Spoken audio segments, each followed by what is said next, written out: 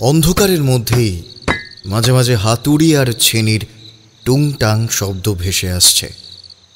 তার মাঝখান থেকেই পাথরের গায়ে ছেনির আঘাত, আর তার সঙ্গে মাঝে মাঝে মানুষের গলার এক অদ্ভুত শব্দ ভেসে আসছে। জায়গাটা নিস্তব্ধ। তার মাঝেই এবার কে যেন বলে উঠল, আর কত সময় লাগবে? আমি যে আর অপেক্ষা করতে পারছি না, তাড়াতাড়ি তাড়াতাড়ি কর। এত তাড়াহুড়ো করলে হবে না, আস্তে আস্তে করতে হবে। একটু এদিক ওদিক হলেই তো সমস্যা। তুই তো জানিস আমি অমন কাজ করতে পারি না। চারপাশে তাকিয়ে দেখ, ওরা আমার জন্য অপেক্ষা করে আছে। যত দেরি করবি ততই কিন্তু। মেয়েটির কথায় শিবশঙ্কর পিছনে ঘুরে তাকায়। তারপর দেখতে পায় যেদিকে বড় বড় গাছগুলো শেষ হয়েছে, ঠিক সেইখানে অন্ধকারের মধ্যে তারা যেন দল বেঁধে দাঁড়িয়ে আছে। তাদের চাপা ভারী পায়ের শব্দ আশপাশের স্থানটাকে যেন মুখরিত করে তুলেছে।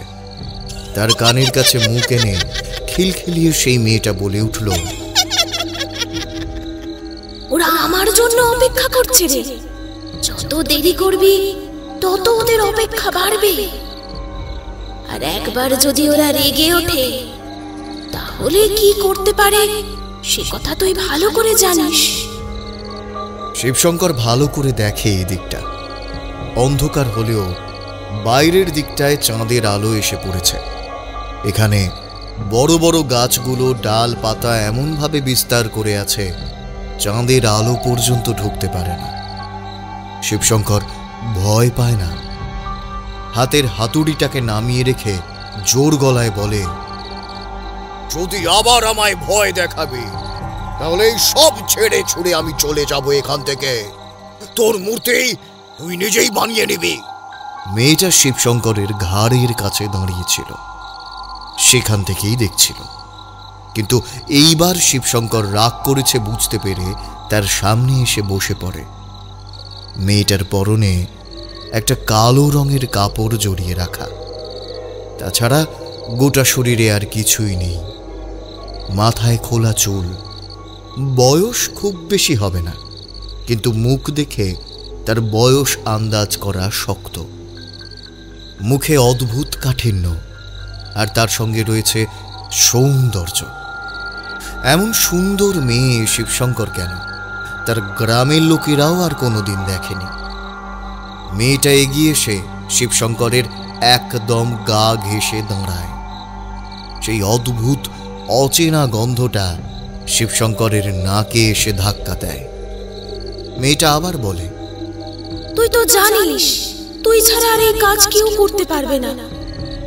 একবার আমার কাজটা সম্পন্ন করে দে, তারপর তোকে আমি অনেক ক্ষমতা দেব। শিবশঙ্কর ক্ষমতার লোভ করে না, সে কাজের লোভ করে। তার সামনে গাছের তলায় থাকা পাথর খুদে খুদে তৈরি হওয়া মূর্তিটা প্রায় অর্ধেকের বেশি তৈরি হয়ে এসেছে। এই মূর্তিটা তৈরি করাই যেন তার জীবনের সবচেয়ে শ্রেষ্ঠ কাজ।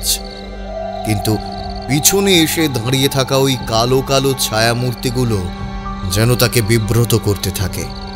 তাই এবার বলে, ওখানে যারা দাঁড়িয়ে আছে ওদের চলে যেতে বল। ওরা থাকলে আমি আমার কাজ করতে পারবো না। কথা বলতে বলতে শিবশঙ্কর পিছনের দিকে তাকিয়েছিল, আর ঠিক তখনই দেখতে পেয়েছিল একটা লম্বা কালো ছায়া মূর্তি। তার উচ্চতা প্রায় কোনো নারকেল গাছের চেয়েও খানিকটা বেশি হবে বলে মনে হয়। মূর্তিটা ঝুঁকে এসেছিল খানিকটা। অত লম্বা শরীরটা যেন মাথা নুইয়ে ঝুঁকে এসেছে শিবশঙ্করের পেছনের দিকে। তার মস্ত বড় বড় দুটো সাদা ফ্যাকাশে চোখ আর অজস্র লম্বা লম্বা দাঁত। তার দাঁতগুলো যেন আকারে একটা মানুষের শরীরের অর্ধেকটা হবে। দৃশ্যটা দেখে শিবশঙ্কর ভয় পেয়েছিল। আর তারপরেই তার চোখের সামনে থেকে ছায়াটা কোথায় যেন মিলিয়ে যায়। মেয়েটা আবার কানের কাছে মুখ এনে আস্তে আস্তে বলে, ওরা কেউ আর তোর কাছে আসবে না।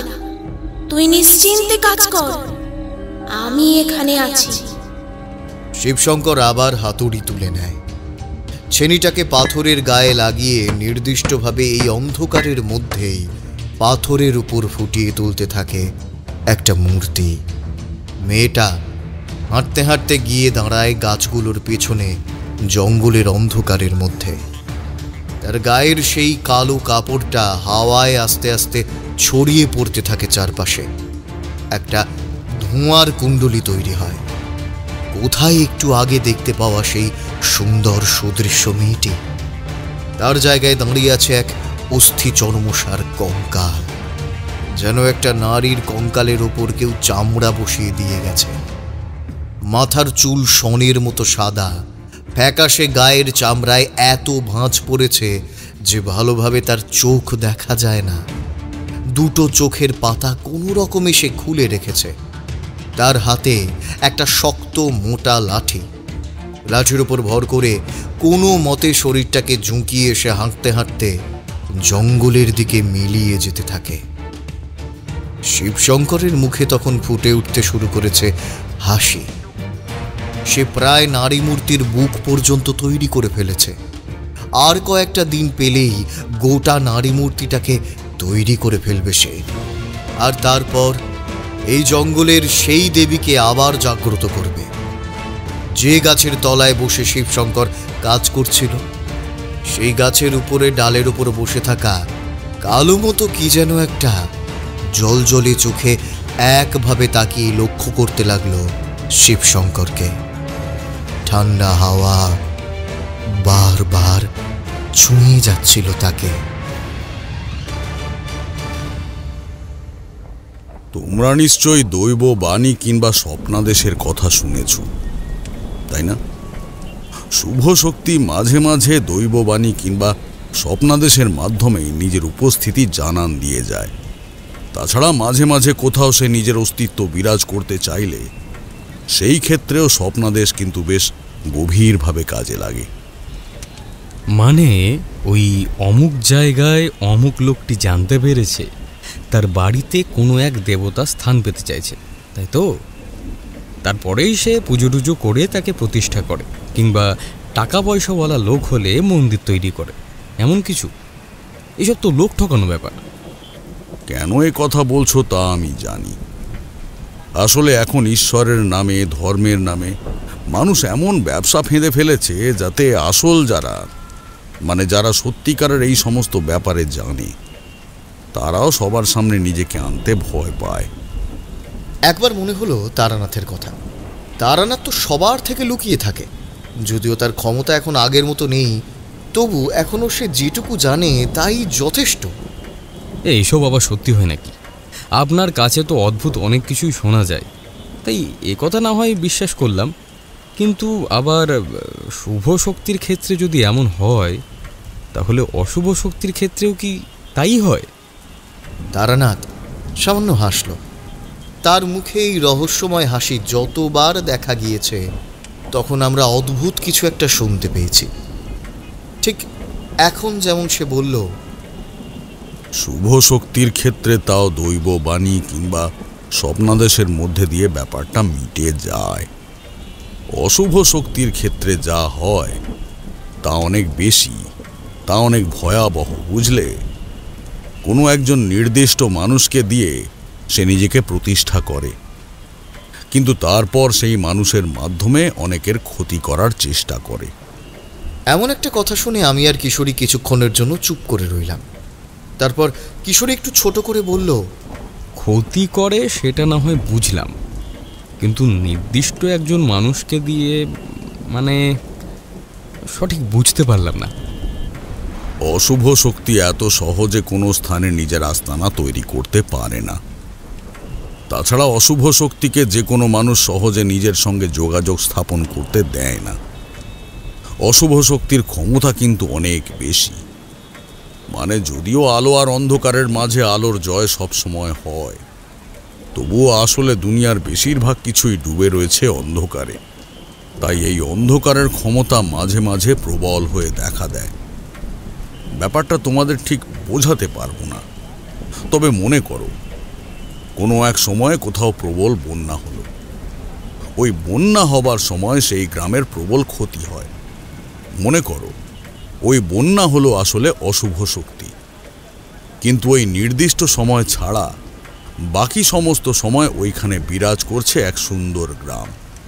সেটাই হলো শুভ শক্তি। শুভ শক্তির অপদেবী আরো বেশি ভয়ঙ্কর। এটা কিন্তু কোনো এক মানুষকে ধারণ করে নিজেদের প্রতিষ্ঠা করার চেষ্টা করে, আর একবার যদি কোনোভাবে কোনো স্থানে প্রতিষ্ঠা হতে পারে তাহলে কিন্তু সেই স্থানের মানুষদের মাথায় বিপদের অন্ধকার নেমে আসে।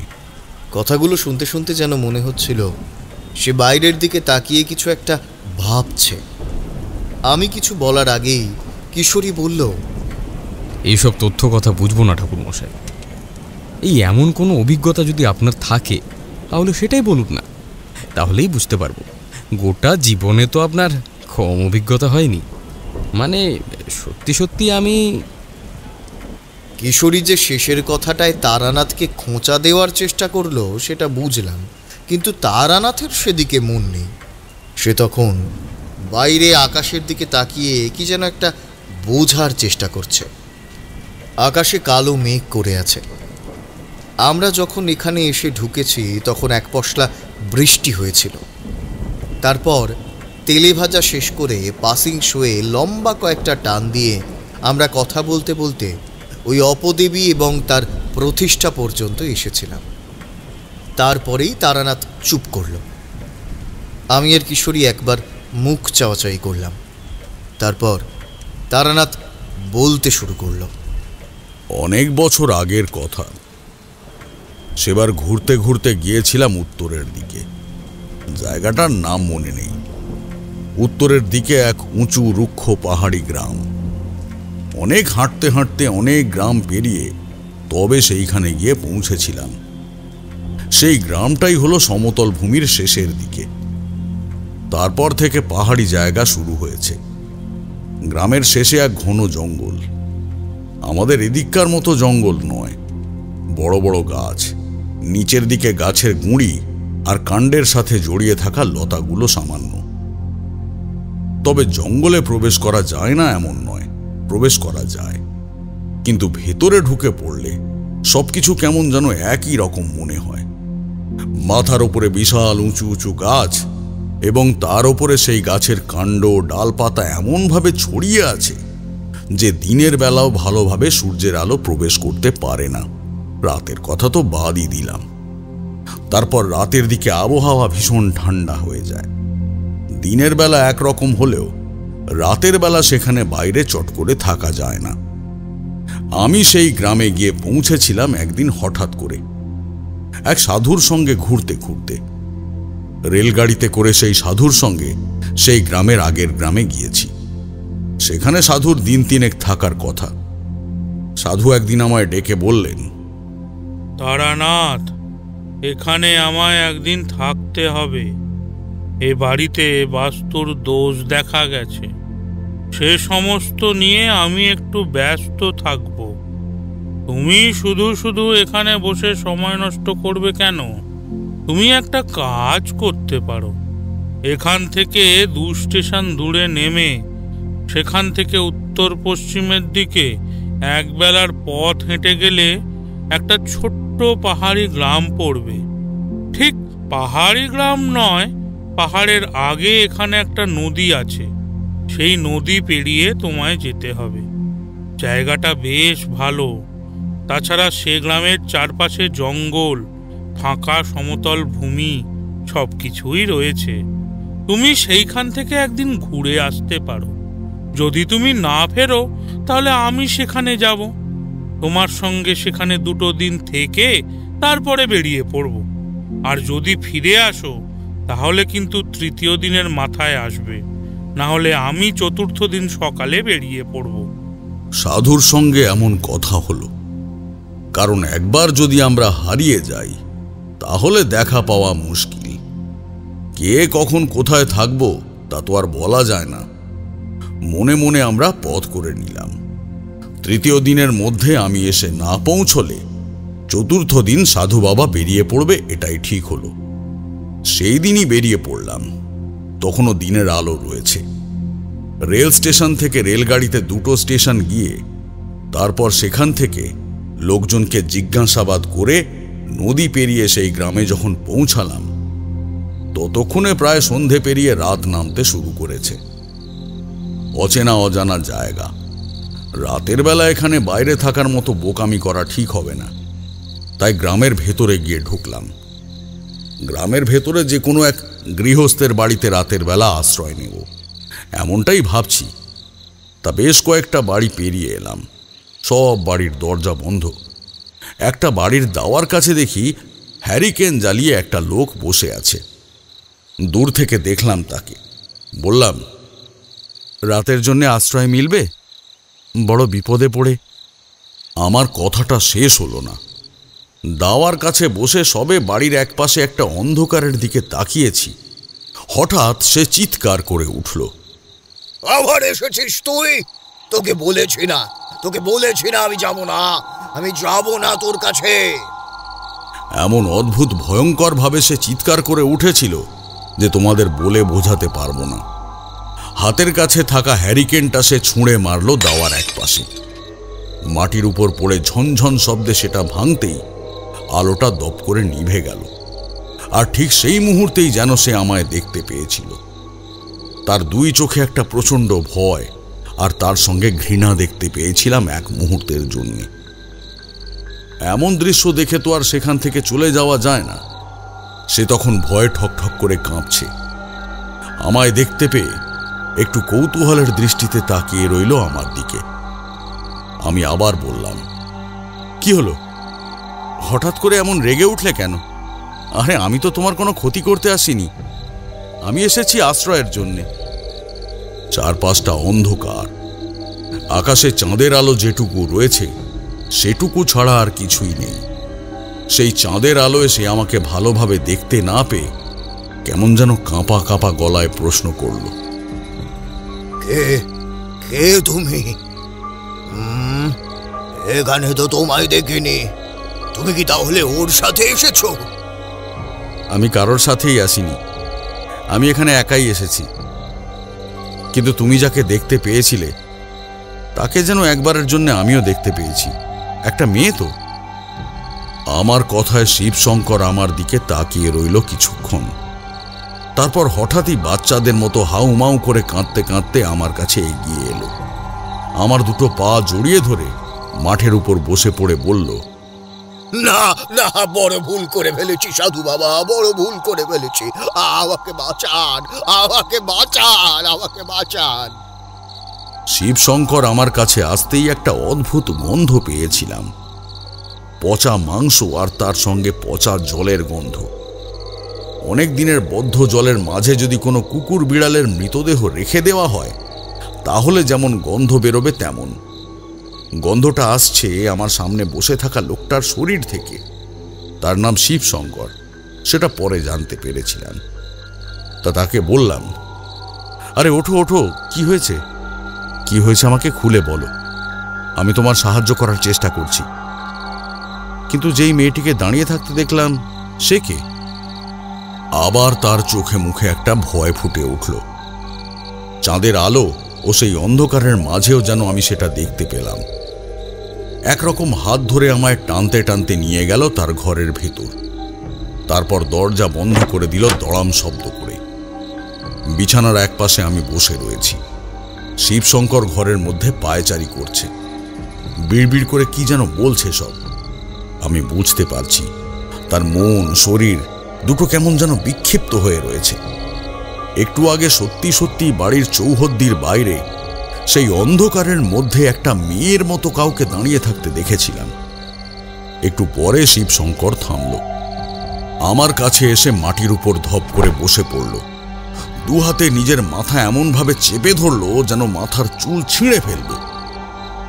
আমি তাকে আবার শান্ত করতে সে বলল, কেন যে আমার সাথে এমন হচ্ছে, কি হচ্ছে আমি কিচ্ছু বুঝতে পারছি না সাধু বাবা।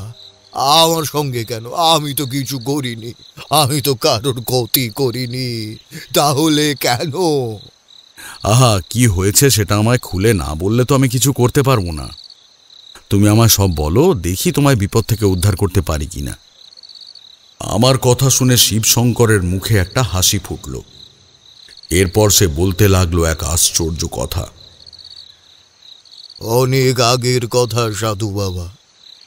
আমি রাতের বেলা মাঝে মাঝে দাওয়ার কাছে বসে থাকি।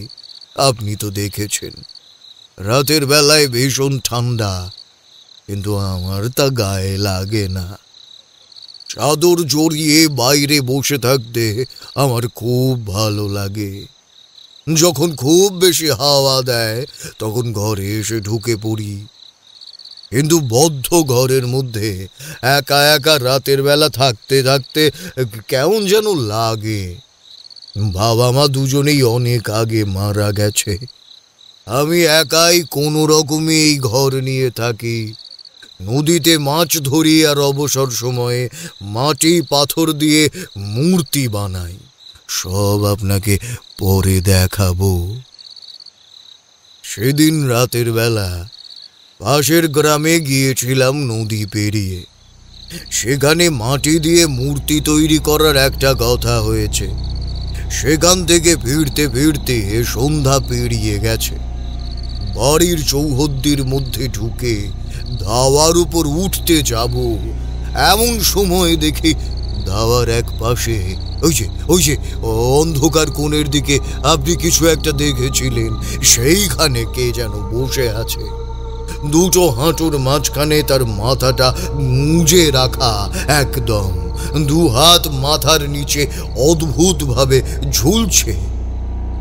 মেয়েটা হেসে বলে উঠল হঠাৎ, তোর জন্যই তো অপেক্ষা করে আছি, আমার সঙ্গে চল, আরো কাজ আছে।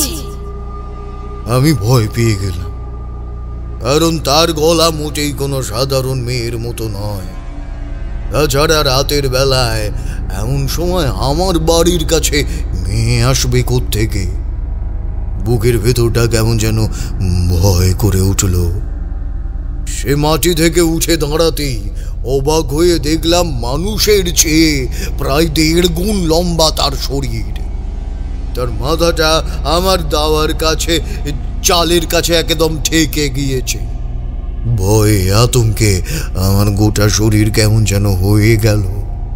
তারপর তার শরীরটা স্বাভাবিক হয়ে এল।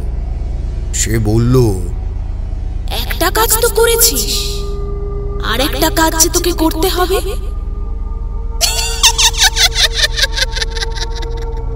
আমি কিছু বুঝতে পারছিলাম না। ঘরের দরজা খুলে যে ঘরের মধ্যে ঢুকে পড়ব সেটাও পারছিলাম না। বুকের রক্ত যেন হিম হয়ে গেছে সাধু বাবা, আর নড়তে চাইছে না। সে এক পা করে আমার দিকে এগিয়ে আসছে, আর আমার বাড়ির বাইরে কাদের যেন অদ্ভুত হাসির শব্দ শুনতে পাচ্ছি, যেন আশেপাশে একসঙ্গে কারা খিলখিল করে হাসছে। প্রচন্ড ভয়ে আমি যেন মাটির সঙ্গে একেবারে মিশে গেছি। সে আমার আর একটু কাছে এসে দাঁড়াতে তার মুখের দিকে নজর পড়ল। বিশ্বাস করবেন না সাধু বাবা, সত্যি বলছি, এই ভয়ের মধ্যেও আমি দেখেছিলাম অমন সুন্দর মেয়ে আমি আর কখনো দেখিনি। সে আমায় কোনো একটা কাজের কথা বলছিল। আমি ভয়ে ভয়ে কোনো রকমে তাকে মাথা নাড়িয়ে চট করে ঢুকে পড়লাম ঘরের ভেতর। দরজা বন্ধ করে দিতেই বুঝতে পারলাম ঘরের ভেতরটা প্রচন্ড ঠান্ডা হয়ে গেছে। তারপর আর সেই মেয়েটাকে দেখতে পাওনি? সেই তো সবে শুরু। এরপর থেকে রাতের বেলা আসে, মাঝে মাঝে আমার কাছে আসে। কেন আসে আমি জানি না। সে মেয়েটি আমাকে বলে আমি তার কোনো একটা কাজ করে দিয়েছি, কিন্তু আরো কাজ করতে হবে। কাজ করে দিয়েছো? কি কাজ করে দিয়েছো? শিবশঙ্কর সেই কথার উত্তর দিতে পারে না। যেন মনে হয় সে নিজেই জানে না সে কি কাজ করে দিয়েছে। শিবশঙ্করের গা থেকে বেরিয়ে আসা সেই অদ্ভুত গন্ধটা তখনও নাকে এসে লাগছে। ঘরের ভেতরে কিন্তু আরো একটা দুর্গন্ধ আছে। কোথায় যেন আরশোলা, টিকটিকি এই ধরনের কিছু মরেছে। তার একটা ভ্যাপসা গন্ধ ঘরের মধ্যে ঘুরে বেড়াচ্ছে। শিবশঙ্কর খপ করে আমার হাতটা ধরে ফেলল। আগের মতোই রুক্ষ গলায় বলল, আমাকে আমাকে বাঁচান সাধু বাবা, আমাকে বাঁচান। ও মানুষ নয়, ও পিশাচ ছাড়া অন্য কিছু নয়। কিন্তু ও আমাকে কেন নিয়ে যাওয়ার চেষ্টা করছে বারবার, কেন? এটাই তো বুঝতে পারছি না। তোমার ক্ষতি করার হলে সে আগে করতে পারত। এতবার যখন তোমায় দেখা দিয়েছে, তার মানে তোমার ক্ষতি করতে চায় না সে। আচ্ছা, তোমাদের গ্রামে অদ্ভুত কিছু, অদ্ভুত কোনো ব্যাপার ঘটেছে এর মধ্যে? শুধু অদ্ভুত ব্যাপার নয় সাধু বাবা, ভয়ঙ্কর ব্যাপার। প্রায় সপ্তাহ দুয়েক ধরে আমাদের গ্রামে রাতের দিকে নানান লোকজনের বাড়ি থেকে হাঁস, মুরগি, গরু, ছাগল সব চুরি হয়ে যাচ্ছে। তাদের আর খুঁজে পাওয়া যাচ্ছে না। আর ওই গ্রামের শেষে যে জঙ্গল রয়েছে, সেই জঙ্গলের দিক থেকে কাদের যেন শব্দ শোনা যায় রাতের বেলা।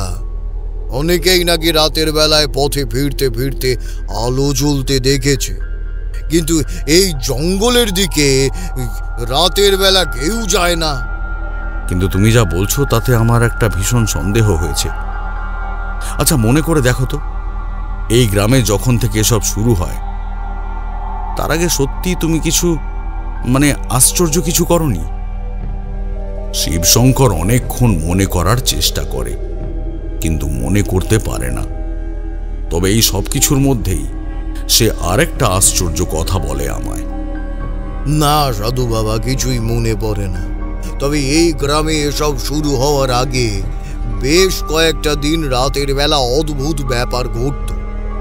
স্বপ্নের মধ্যে আমি দেখতে পেতাম একটা গাছের তলায় আমারও ঠিক পেছনে একটা মেয়ে দাঁড়িয়ে আছে। অতি সাধারণ কিন্তু অপরূপ দেখতে। তার পরনে কালো শাড়ি, আর আমার আশেপাশে কালো কালো লম্বা ছায়া।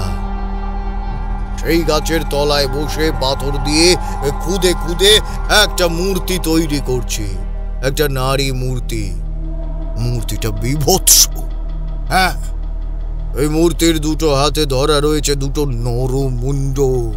তার মুখটা হাঁ করা, মুখের ভেতর থেকে সাপের মতো লকলকে একটা জিভ বেরিয়ে এসেছে, আর দুটো চোখ বিস্ফারিত।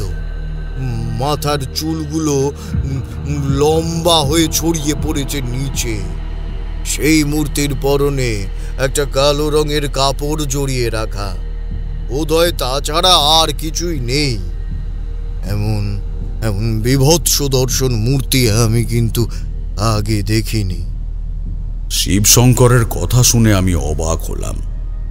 বললাম, কিন্তু ওটা তো তোমার স্বপ্নে, তার সঙ্গে তো বাস্তবের কোনো যোগাযোগ নেই। তা হতে পারে সাধু বাবা, কিন্তু স্বপ্নগুলো যেন ভীষণ সত্যি ছিল বলে মনে হয়। আর আশ্চর্য ব্যাপার এই যে ওই স্বপ্ন আমি পরপর বেশ কয়েকদিন দেখেছিলাম। প্রায় মনে করুন মাসখানেক হবে। এইবার আমি অবাক হলাম। মাসখানেক ধরে কেউ একই রকম একটা স্বপ্ন দেখতে পাবে কেন? তাছাড়া সে নিজে মাটি আর পাথর দিয়ে মূর্তি তৈরি করে, এই জন্যেই কি? তখন শিবশঙ্কর নিজের মতোই বলে চলেছে, ঘুম থেকে ওঠার পর দুটো হাত ভীষণ ব্যথা হয়ে থাকতো। যেন মনে হতো হাত দিয়ে আমি হাতুড়ি আর ছেনি চালিয়ে কাজ করেছি। কিন্তু ঘুমানোর পরে এমনটা কি করে হয় সেটাই তো বুঝতে পারতাম না। মনের ভেতর ব্যাপারটা বেশ নাড়া দিয়েছিল। সে রাতে আর কিছুই হলো না। রাতের খাবার কোনো রকমে কিনে খেয়ে আমরা শুয়ে পড়লাম। পরদিন সকালে শিবশঙ্করের সঙ্গে সোজা চলে গেলাম গ্রামের আশপাশটা দেখতে। দিনের বেলা কিন্তু শিবশঙ্করের মধ্যে রাতের বেলার মতো সেই ভয়টা নেই। গ্রামের পথ দেখতে দেখতে হেঁটে আসছি। এক বৃদ্ধ মতো লোক আমাদের সামনে এসে পড়ল। শিবশঙ্কর তাকে দেখেই বলল, আরে কেমন আছো হারাধন কাকা? ভালো নেই রে, আমার একটা মাত্র গরুকে কাল রাতের বেলা ও নিয়ে গেছে। এমন যে আর কতদিন ধরে চলবে গ্রামে সেটাই তো বুঝতে পারছি না।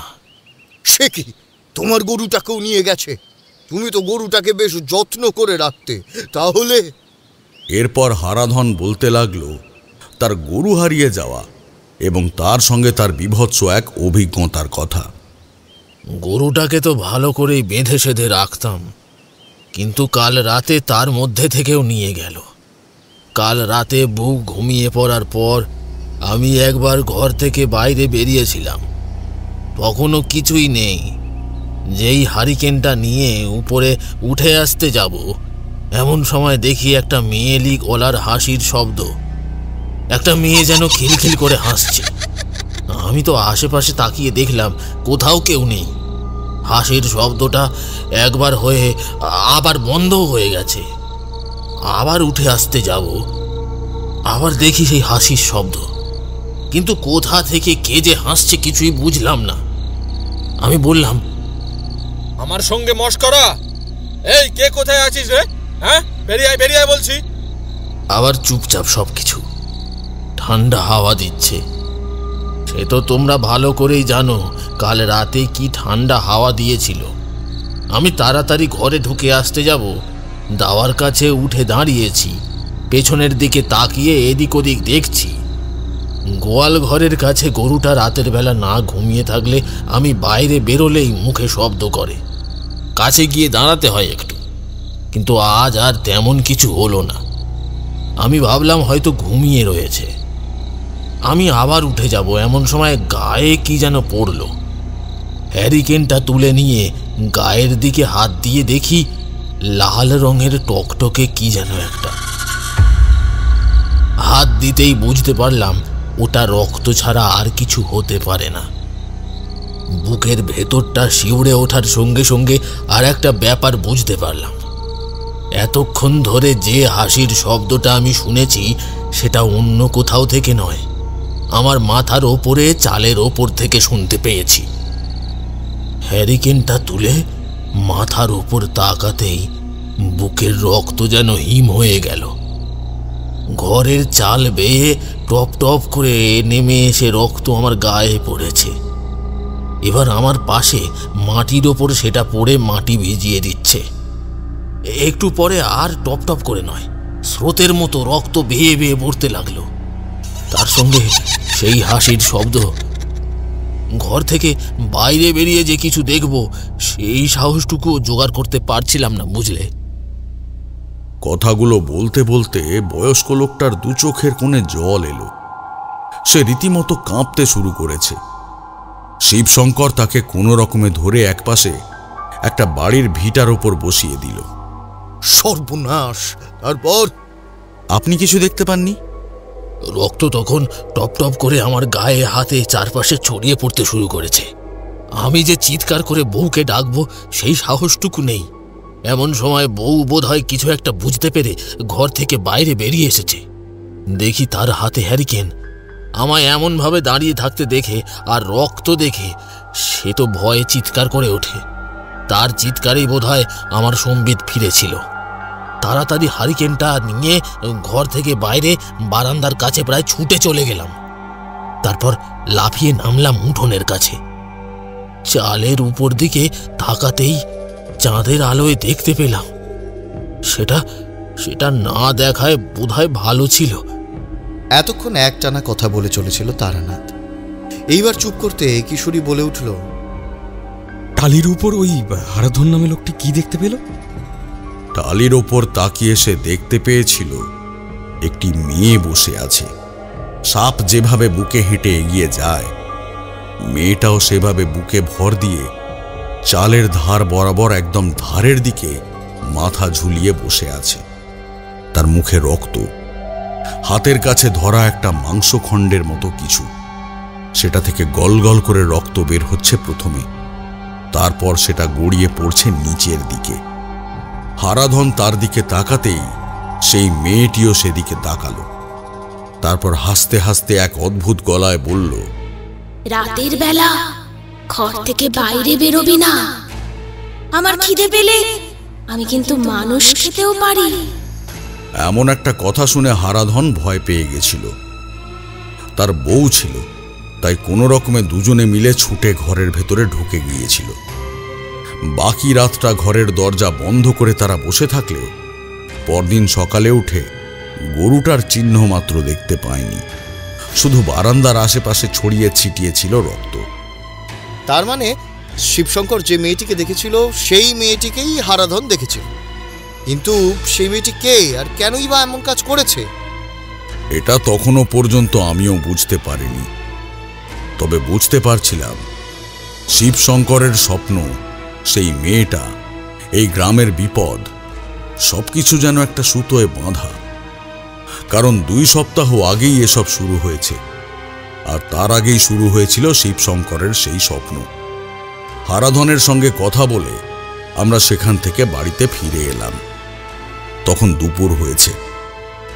বাড়িতে ফিরে এসে শিবশঙ্কর রান্নার জোগাড় করছে, আর আমি দাওয়ার একপাশে হেলান দিয়ে চুপ করে ভাবছি আসলে সমস্যাটা হচ্ছেটা কি। দুপুরে খাওয়া দাওয়ার পর শিবশঙ্কর নিজের হাতে তৈরি একটা মূর্তি দেখালো। মাটি পাথর 2 দিয়ে সে মূর্তি তৈরি করেছে। তার পেছনের দিকে যে ঘরটা রয়েছে সেই ঘরের ভেতরে মূর্তিগুলো রয়েছে। খুব সুন্দর হাতের কাজ। মূর্তিগুলো কিছু কিছু রং করা হয়েছে, কিছু হয়নি। রং করা মূর্তিগুলোকে দেখে মনে হয় যেন জীবন্ত। একটা মাটি দিয়ে তৈরি বাঘের মূর্তি খুব ভালো লাগলো আমার। তাছাড়া বাকিগুলো বেশ ভালো। তবে এইসব দেখতে দেখতেই একটা ব্যাপার চোখে পড়ল। মাটি দিয়ে তৈরি করা একটা মূর্তি, একটা গাছ, এই গাছের গায়ে একটা হাত রেখে দাঁড়িয়ে রয়েছে এক নারীর মূর্তি। তার মাথায় লম্বা চুল, পরনের কাপড় বলতে গেলে অর্ধনগ্ন। এভাবেই সে চুপ করে দাঁড়িয়ে তাকিয়ে রয়েছে এই দিকে। মূর্তিটার গায়ে রং করা হয়নি। বললাম, এই মূর্তিটা কবে তৈরি করেছ? আর এটা কিসের মূর্তি? এটা ঠিক মনে পড়ছে না, তবে ওই স্বপ্নে একবার যেন দেখেছিলাম, আর তারপরেই মাটি দিয়ে এটা তৈরি করেছিলাম। ওরে আর খুব একটা ভালো লাগেনি, তাই ওটাতে আর রং করিনি। শিবশঙ্করকে আর কিছু বললাম না বটে, তবে মনের ভেতরটা কেমন যেন খচখচ করতে লাগলো। কিছু একটা ব্যাপার যেন আমি বুঝতে পারছি না। সন্ধ্যের দিকে হঠাৎ করেই ব্যাপারটা ধরতে পারলাম।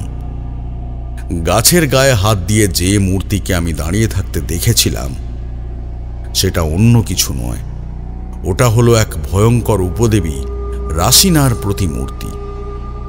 এই মূর্তি আর এই অপদেবীর ছবি আমি একবার কোথাও যেন দেখেছি, তাই কথাটা মনে পড়তেই যখন বললাম শিবশঙ্করকে, সে অবাক হয়ে গেল। এমন সুন্দর দেখতে, শান্ত নিরীহ এমন একটি নারী মূর্তি কি করে উপদেবী হয় বলুন তো? অশুভ শক্তির সবচেয়ে বড় ক্ষমতা হলো আকর্ষণ। তাদের দেখতে যতই ভয়ানক হোক না কেন, তারা যখন কারো সামনে আসে তখন সে তাকে এত সুন্দর লাস্যময়ী আবেদনময়ী রূপে দেখতে পায় যাতে সে তার শিকারকে আকৃষ্ট করতে পারে। তোমার স্বপ্নে রাশিনা দেখা দিয়েছিল নিজের প্রতিমূর্তি তৈরি করার জন্যে। তুমি সেটা সম্পূর্ণ করতে পারোনি, তাই হয়তো কিছু হয়নি। ওই মূর্তি তুমি ঘরে রেখো না, ওটা ভেঙে ফেলো। আমার কথায় বোধহয় ভয় পেয়ে গিয়েছিল শিবশঙ্কর। তখনই মাটির মূর্তিটাকে বাইরে নিয়ে গিয়ে ভেঙে ফেলল। আমি একটা স্বস্তি পেলাম, আর তারপরেই একটা অদ্ভুত চিন্তা আমার মাথায় এসে বাসা বাঁধতে শুরু করলো। শিবশঙ্কর স্বপ্নে ওই মূর্তিটাকে দেখে তৈরি করেছিল। তাহলে প্রায় মাসখানেক ধরে যে একই স্বপ্ন সে দেখেছিল, সেটা কি সত্যি সত্যি স্বপ্ন ছিল নাকি অন্য কিছু ছিল? এমনটা নয় তো শিবশঙ্কর নিজের হাতে কোনো এক অপদেবীকে জাগিয়ে তুলেছে, আর সেই শিবশঙ্করের কাছে বারবার আসছে? কথাটা মনে হতেই আতঙ্কে আমার গোটা শরীরটা হিম হয়ে গেল।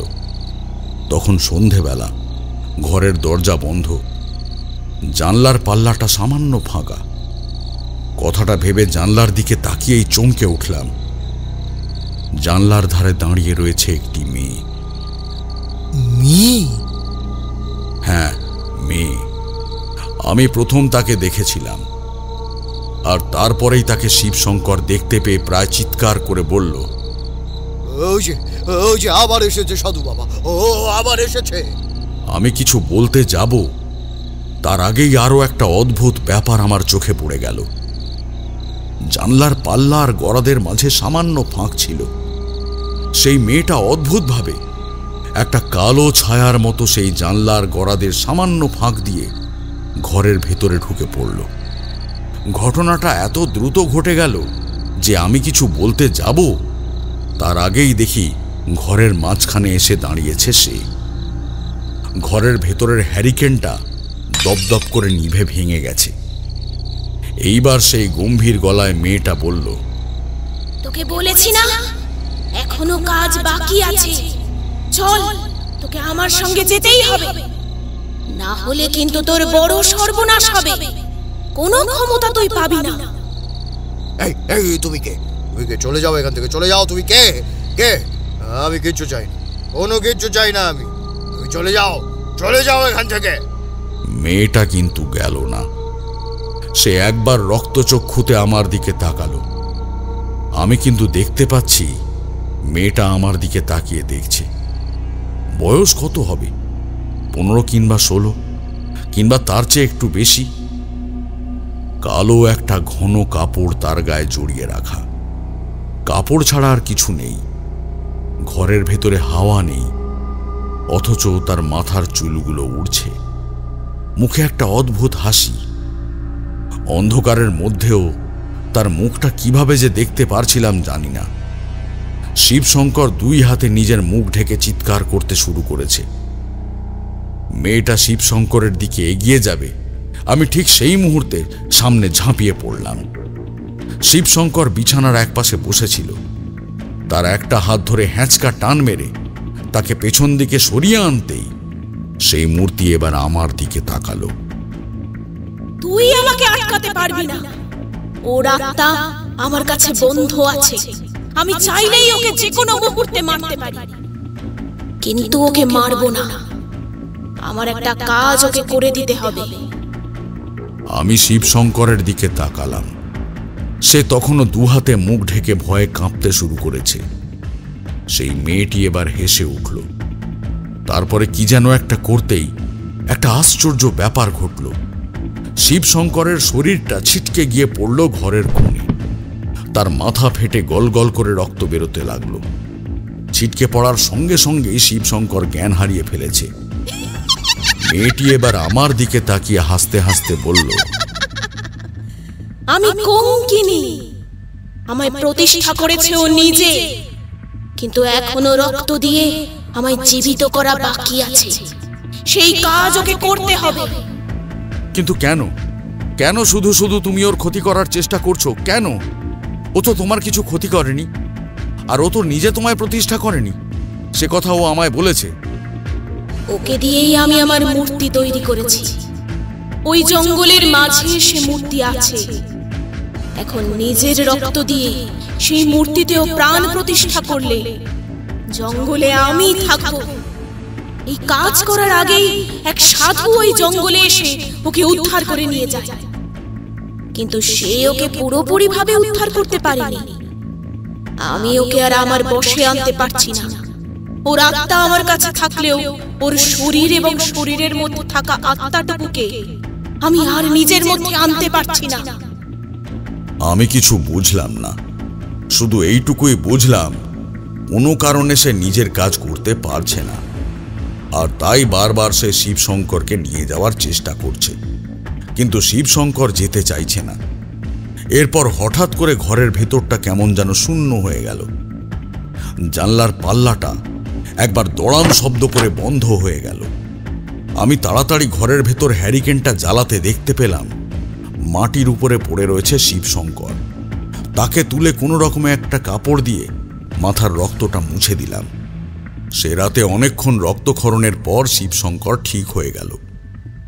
সে ঠিক হতে নিজেই গ্রামের এক কবিরাজের কাছে গিয়ে ওষুধপত্র লাগিয়ে নিল। এসব করতে করতে প্রায় পরদিন ভোর হয়ে গেল। সকালে ফেরার পথে শিবশঙ্করকে বললাম, ব্যাপার কি হয়েছে বলো তো শিবশঙ্কর?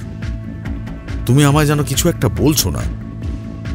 আসলে আমি ভেবেছিলাম সবটাই স্বপ্ন, এখন বুঝতে পারছি আসলে সবটাই স্বপ্ন নয়।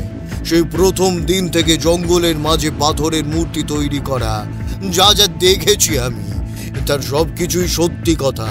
বুঝলেন সাধু বাবা? আর তার জন্যই সকালে আমার গায়ে হাতে পায়ে ব্যথা থাকতো, ব্যথা। ওসব নয়, আমি জানতে চাইছি এই কথাটা। এক সাধু তোমার কাছে এসেছিল। আমার দিকে অবাক হয়ে কিছুক্ষণ তাকিয়ে রইল শিবশঙ্কর। তারপর বলতে লাগলো সেই সাধুর কথা। ওই মূর্তিটা এখন প্রায় তৈরি হয়ে গেছে। সে বিভৎস মূর্তি। তার দুই হাতে দুটো নরকরটি আর বিভৎস মুখ। তার মুখের ভেতরের দাঁতগুলো অদ্ভুত। কালো পাথরের ওই মূর্তিটা আমি কিভাবে তৈরি করলাম তা আমি নিজেও জানি না সাধু বাবা। ওর নাম কঙ্কিনী। জঙ্গলেও তোমায় দিয়ে নিজেকে তৈরি করিয়েছে, কিন্তু প্রতিষ্ঠা করতে পারেনি। প্রতিষ্ঠার আগেই এক সাধু তোমায় সেখান থেকে সরিয়ে নিয়ে এসেছে। সেই সাধুকে কেমন দেখতে বলো তো? শিবশঙ্কর সেই সাধুর যা বর্ণনা দিল তা শুনে আমি আরো অবাক হয়ে গেলাম। যে সাধুর সঙ্গে 2 গ্রাম দূরে আমি ছিলাম, যে আমায় এখানে পাঠিয়েছে, এটা তো সেই সাধুর বর্ণনা। সাধুর সঙ্গে আমার দেখা হয়েছিল বেশ কিছুদিন আগে। মনে মনে সবকিছু হিসেব মেলাতে পারলাম না। বললাম, আচ্ছা, সেই সাধু বাবার সঙ্গে কি হয়েছিল বলো তো? সেদিনও আমি ওই জঙ্গলের মধ্যে গিয়েছিলাম ওই পাথর দিয়ে মূর্তি বানাতে। মূর্তিটা প্রায় তৈরি হয়ে গেছে, এমন সময় আমার পেছনে দাঁড়ানো মেয়েটি বলল, খুব ভালো কাজ করেছিস। এই মুহূর্তে এবার প্রাণ প্রতিষ্ঠা করতে হবে। তোর বাঁ হাতের ধরা ছুরিটা দিয়ে ডান হাতে আঙুলটা কেটে সেখান থেকে রক্ত দিয়ে আমার প্রাণ প্রতিষ্ঠা কর। আমি তাকিয়ে দেখলাম কখন যেন আমার হাতে ছেনি হাতুড়ির বদলে একটা ছুরি চলে এসেছে। সেই ছুরিটা নিয়ে বাঁ হাতের কবজির দিকটা কাটার জন্য উদ্যত হতেই পেছন থেকে একটা কার গলা শুনতে পেলাম। খবরদার, ওই শয়তানিকে জীবন দিবি না। ওকে একবার জীবন দিলেই গোটা গ্রাম কিন্তু শ্মশান হয়ে যাবে। পেছনের দিকে তাকিয়ে দেখতে পেলাম একজন সাধু দাঁড়িয়ে আছেন। তার হাতে একটা লম্বা লাঠি আর আপনার মতোই পোশাক, মাথায় জটা, লম্বা গোঁফ, দাড়ির জঙ্গল। সাধু আমার থেকে মাত্র কয়েক পা দূরে দাঁড়িয়ে আছে। সেই সাধুকে দেখে আমাদের সামনে দাঁড়িয়ে থাকা সেই মেয়েটির শরীর যেন এক মুহূর্তের জন্য বদলে গেল। এইবার আমি ভয় পেয়েছিলাম, আর ওই ভয় পাওয়ার পর থেকেই আমি ওকে দেখতে পাই। তারপর কি হলো? কে হলো তা বলতে পারি না। সেই মেয়েটির আশেপাশে তখন কতগুলো কালো কালো লম্বা ছায়া এসে বিড়বিড় করছে। সাধু চিৎকার করে বলল, আজ থেকে অনেক বছর আগে তোরা আবার এক গ্রামে গিয়ে উপস্থিত হয়েছিলি, আবার সেইখানে নিজেকে প্রতিষ্ঠা করিয়েছিলি। সেই গ্রামের কি অবস্থা করেছিলি মনে আছে? এই গ্রাম আমার দখলে। এই গ্রামে কাঁচা মাংস আমি আর আমার অনুসারীরা প্রতি রাত্রে খাই। একবার প্রাণ প্রতিষ্ঠা হয়ে গেলে এই গোটা গ্রামকে এক রাত্রের মধ্যে আমি শ্মশানে পরিণত করব। সেটা আমি হতে দেব না। আজ অল্প সময়ের জন্য আমি এখানে এলেও এখান থেকে শিব শঙ্করকে নিয়ে যাব। ওকে কিভাবে রক্ষা করতে হবে সে কথা আমি জানি। আমার চোখের সামনে সেই মেয়েটির মুখ বদলে তখন বিভৎস হয়ে গেছে। লম্বা লম্বা লাঠির মতো তার হাত পা, যেন একটা কঙ্কাল শরীরের ওপর কেউ মাংস বসিয়ে দিয়েছে। এমন বিভৎস চেহারার মূর্তি আমার সামনে দাঁড়িয়ে, কিন্তু তার চোখ দুটো কি অসম্ভব উজ্জ্বল, সাদা ফ্যাকাশে। তার কাঁধের ওপর বসে আছে একটা কালো মতো কি যেন, দেখে মনে হয় পেঁচা, কিন্তু পেঁচা অত কালো হয় না। তার গায়ের ওপর বসে বসে সেই পাখির মতো জিনিসটা মাথাটা পেছনে যেই ঘোরালো, আমি দেখি তার দুটো চোখ হলুদ, টকটকে হলুদ। সেই চোখের দিকে তাকিয়ে আমি কেমন যেন হয়ে গেলাম। ততক্ষণে সাধু সেই লাঠিটা মাটির উপর ঠুকতে শুরু করেছে। চারপাশে একটা অদ্ভুত কম্পন তৈরি হয়েছে। কালো কালো সেই লম্বা ছায়াগুলো কোথায় যেন মিলিয়ে যেতে লাগলো। অন্ধকারে শুধু দাঁড়িয়ে রইল সেই বিভৎস দর্শন বুড়িটা। সাধু বাবা আমার দিকে তাকিয়ে বলল, শিব শঙ্কর, তোর আত্মাকে ও আর বন্দি করতে পারবে না। তোকে নিজের মতো করে চালাতে পারবে না, কিন্তু খবরদার ওই মূর্তির গায়ে প্রাণ প্রতিষ্ঠা করবি না। আমার তো তখন ভয়ে হাত পা পিঠে ঢুকে যাওয়ার মতো ব্যাপার, শরীর কাঁপছে, মাথাটা ঝিমঝিম করছে। দেখতে পেলাম সাধু আর সেই নারী মূর্তি একে অপরের ওপর ঝাঁপিয়ে পড়ার জন্য তৈরি হচ্ছে। নারী মূর্তির গোটা শরীর জুড়ে কালো লোমের মতো লম্বা লম্বা চুল দেখা দিয়েছে। এক বিভৎস রূপ নিয়ে সে যেন ঝাঁপিয়ে পড়ল সামনের দিকে, আর সেই সাধুটা লাঠি তুলে তাকে আটকাবার চেষ্টা করলো, এটুকুও দেখতে পেয়েছিলাম আমি। তারপর যখন ঘুম ভাঙলো, তখন দেখি বিছানায় শুয়ে আছে, গোটা শরীরে প্রচন্ড জ্বর, মাথার ভেতরটা কেমন যেন ঝিমঝিম করছে। 2 দিন জ্বরের ঘোরে ওরকমই পড়েছিল। সেই হারাধন খুড়োকে মনে আছে? হারাধন খুড়ো সেদিন সন্ধ্যার দিকে আমার বাড়িতে কি যেন করতে এসেছিল। আমার অমন অবস্থা দেখে কবিরাজ ডেকে আনে। তারপর 2 দিনের মাথায় আমার শরীর ঠিক হয়েছিল। মূর্তি তুমি তৈরি করলেও প্রাণ প্রতিষ্ঠা করার আগেই সেই সাধু তোমায় আটকে দিয়েছিল। কিন্তু সাধুর যে বর্ণনা তুমি দিলে তা ঠিক দিলে তো? একদম ঠিক। অদৃশ্য আমি ভুলতে পারবো না, তাই তো আপনাকে দেখে ভরসা পেয়েছিলাম মনে। কিন্তু সাধু বলেছিল তার নাম হলো আনন্দ ভট্টাচার্য। তার কথা আমার বেশ ভালোভাবে মনে আছে। শিবশঙ্করের কথা শুনে আমি অবাক হয়ে গেলাম। মনে মনে হিসেব করে বার করলাম কোন রাতের কথা শিবশঙ্কর বলছে। যে রাতের কথা সে বলছে সেদিন ছিল অমাবস্যা।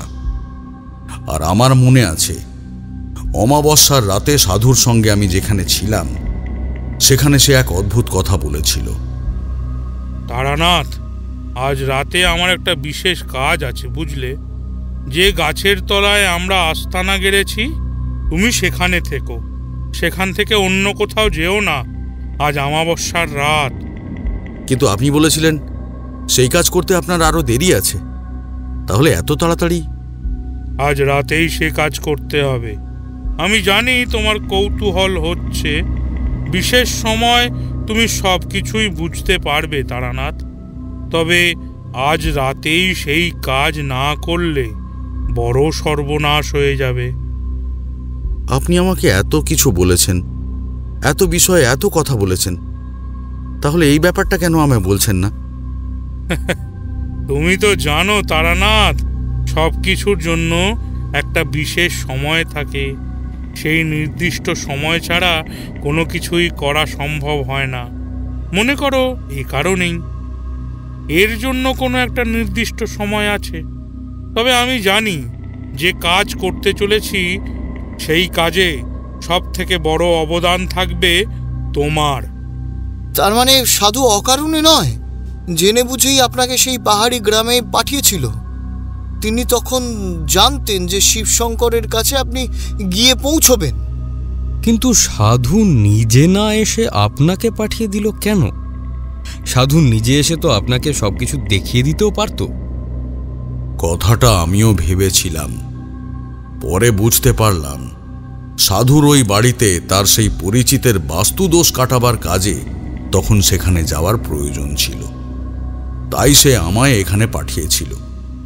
তাছাড়া যেখানে যার যাওয়ার থাকে সেখানে তাকে যেতেই হয়। অদৃষ্টের লিখনে আমারই সেই সময়ে ওইখানে যাওয়ার কথা ছিল। সবকিছুই যখন প্রায় বুঝতে পারলাম, তখন এটাও বুঝতে পারলাম যে এমনি এমনি আমি এখানে আসিনি, কিছু একটা করতে হবে। বাড়িতে ফিরে গিয়ে শিবশঙ্করকে বিশ্রাম নিতে বললাম। তার মাথায় ভালোই লেগেছে। প্রায় সকাল থেকে দুপুর পর্যন্ত বিশ্রাম নেওয়ার পর সে যখন উঠল, তখন তাকে নিয়ে আমরা গিয়ে পৌঁছালাম সেই জঙ্গলের মধ্যে। এদিকে সকালের দিকে হারাধন বুড়ো নিজেও এসেছিল। সব কথা শুনে সে বলল, কঙ্কিনীর কথা আমিও শুনেছি। বড় ভয়ানক সেই অপদেবী। আজ থেকে অনেক বছর আগে এক সাধু আমাদের ওই জঙ্গলে এসেছিল। অনেকেই বলতো সে নাকি কঙ্কিনীর সাধনা করেন। কঙ্কিনীর সাধনা বড় ভয়ানক।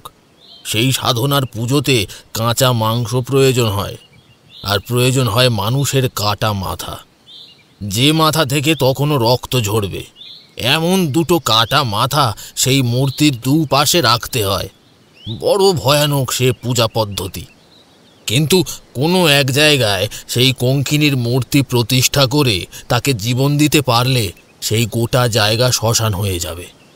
তবে যে এই কাজ করবে তার মনের সমস্ত ইচ্ছে পূরণ হবে। এক কথায় বলা যায়, সে যা চাইবে তাই হবে। এই কারণে সে আমায় বারবার বলেছিল সে আমায় ক্ষমতা দেবে, কিন্তু গোটা গ্রাম যদি নষ্ট হয়ে যায় তাহলে সেই ক্ষমতা নিয়েই বা কি করব? ক্ষমতা এমনি এমনি দেবে না। প্রত্যেক অমাবস্যার রাতে রক্ত দিয়ে তাকে শক্তি দান করতে হবে, তার জন্য সে ক্ষমতা দেবে। তোমাদের হয়তো মনে আছে, সেই সাধু যখন ওখানে এসেছিল, সাধুর সঙ্গে কয়েকদিন আমি লেগেছিলাম। যদি কিছু জানা যায়, সেই সাধুই আমায় এই সব কথা বলেছিল। আমার মাথায় কিছুই আসছিল না। ওদেরকে নিয়ে তখনই সেই জঙ্গলে গিয়ে পৌঁছালাম। একটানা এতক্ষণ কথা বলে তারানাথ চুপ করতে আমরা বাইরের দিকে তাকালাম।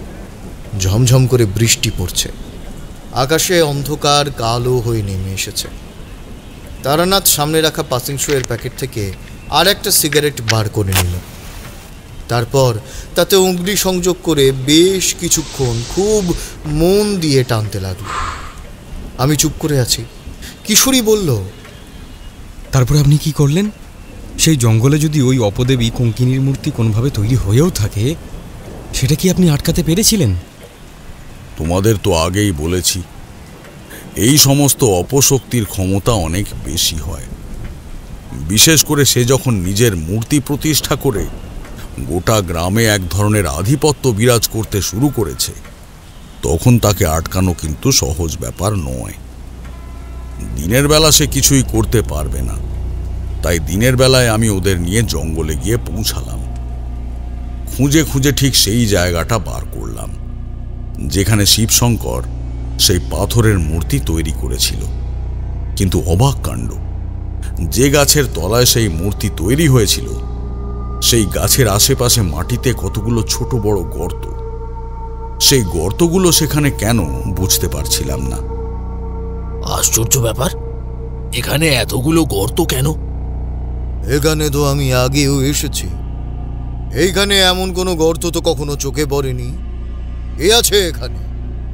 ওদের কথা শুনতে শুনতে আমি এগিয়ে গেলাম সামনের দিকে। গর্তগুলোর দিকে তাকালাম। আগেই বলেছি, বড় বড় গাছের পাতায় প্রায় সূর্য ঢেকেই থাকে এই দিকে। তার মধ্যে ওই গর্তগুলো মাটিতে বেশ গভীর। তার মধ্যে মুখ ঢুকিয়ে কিছুই বোঝা যায় না। তবে বেশ কিছুক্ষণ সেই গর্তগুলোর দিকে মুখ ঢুকিয়ে দেখার ফলে একটা অদ্ভুত গন্ধ পেলাম। আগে যে পচা মাংস আর তার সঙ্গে পচা জলের গন্ধ পেয়েছিলাম এক সময় শিবশঙ্করের গায়ে, ঠিক তেমনটাই গন্ধ। বললাম, মূর্তিটা এখানেই কোথাও আছে, ওইটাকে খুঁজতে হবে। একবার ওইটাকে খুঁজে পেলে এই গর্তের মধ্যে মূর্তি থাকবে না, এর মধ্যে রয়েছে অন্য কিছু। আমার কথায় সে খুঁজতে শুরু করলো। গাছের তলায় মূর্তি খুঁজে চলেছি। খুঁজতে খুঁজতে বিকেল পেরিয়ে প্রায় সন্ধে হয়ে আসতে শুরু করেছে, কিন্তু সেই মূর্তি আর খুঁজে পাই না। কিছু একটা আকর্ষণ আমাদের সেখান থেকে বের হতে দিচ্ছে না। দিনের বেলা সেখানে এসেছি এই কথা ভেবে দেহবন্ধন করিনি, কিন্তু এইভাবে যে অন্ধকার নেমে যাবে আর আমরা যে সেই স্থানের এক মায়ার বাঁধনে আবদ্ধ হয়ে যাব, সেই কথা কিন্তু বুঝতে পারিনি। একটা সময় চারপাশে তাকিয়ে দেখি হারাধন কিংবা শিবশঙ্কর কেউ কোথাও নেই। আমি একা সেখানে দাঁড়িয়ে আছি। চারপাশে অন্ধকার।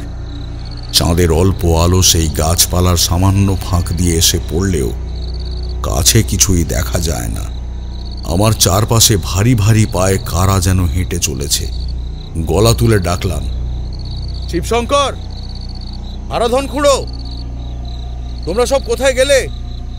এমন সময় একটু দূর থেকে গোঙানির মতো একটা শব্দ শুনতে পেলাম, আর তারপরেই যেন চারপাশটা একটা হলদে আলোয় ভরে গেল। তাকিয়ে দেখি একটা উঁচু গাছের বেশ খানিকটা উঁচুতে হারাধন ঝুলছে। গাছের গায়ে জড়িয়ে থাকা কালো একটা ছায়া হারাধনের মাথার চুল ধরে টেনে তাকে উপরের দিকে নিয়ে চলে যাচ্ছে। হারাধন চিৎকার করে বলছে, বাঁচাও বাঁচাও সাধু বাবা। দেখতে দেখতে তাকে নিয়ে চোখের পলকে সেই কালো ছায়াটা গাছের উপরের দিকে কোথায় যেন মিলিয়ে গেল। আবার চারপাশে কেউ কোথাও নেই, কিন্তু ওই শব্দটা ওইটা কিসের শব্দ আসছে? পাথরের গায়ে ছেনি আর হাতুড়ির টুকটুক শব্দ শুনে আমি চমকে উঠলাম। কোথা থেকে শব্দ আসছে? যেন আমার আশেপাশের কোথাও রয়েছে, কিন্তু আমি শুধু শুনছি, দেখতে পাচ্ছি না। মনে মনে বেশ থমকে উঠলাম। গোটা শরীর দরদর করে ঘামছে। সেই পচা একটা অদ্ভুত গন্ধে নিঃশ্বাস বন্ধ হয়ে যাওয়ার মতো জোগাড়। কিন্তু শব্দটা হচ্ছে কোথায়? আমি চিৎকার করে আবার শিব শঙ্করকে ডাকলাম। আমার আশেপাশে গাছের ওপর দিয়ে কারা যেন খিলখিল করে হেসে উঠল। সেই মেয়েটির গলা শুনতে পেলাম। তুই যে ওকে আমার কাছে এনে দিবি সে কথা আমি কখনো ভাবতে পারিনি। তোকে আমি মারব না, তোকে আমি ছেড়ে দেব। আগে আমার জীবন প্রতিষ্ঠা হোক, তারপর তোকে আমি ছেড়ে দেব। সে হাসতে লাগলো। মনে মনে প্রমাদ গুনলাম, মস্ত বড় ভুল হয়ে গেছে। এই চৌহদ্দির মধ্যে প্রবেশ করার পরে শিবশঙ্করের ওপর তার অধিকার আবার ফিরে এসেছে। তাহলে কি ওই হাতুড়ি আর ছেনির শব্দ শিবশঙ্করের করা শব্দ? মূর্তির শেষ পর্যায়ের কাজ করে চলেছে তার মানে?